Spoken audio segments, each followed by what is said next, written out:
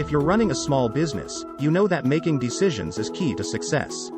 If you're not using data analytics in your business, you're missing out on an important tool that can help you improve your operations. It can be a complex and time-consuming task, but with the right tools at your disposal, it can be made much easier. In order to get the most out of predictive analytics in your business endeavors, you need to keep an open mind towards all types of data, past, present, and future. Start with the right data, understanding your customer. Make sure that the analytics you use aligns with your business goals and objectives, otherwise it might not be effective. Once the data has been analyzed, you need to make informed business decisions based on the data. Analytics is a process of analysis and interpretation of data in order to improve business decision-making. Data visualization, an essential tool of data analytics.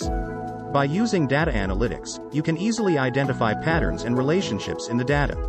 There are various types of visualization available, depending on the data type and what information one is looking for. Use predictive modeling to make better decisions. By using predictive modeling, you can make better decisions that will improve your business operation. In addition to improving business decision-making, predictive modeling is a powerful tool that can help you understand customer behavior, optimize customer interactions, and improve customer retention.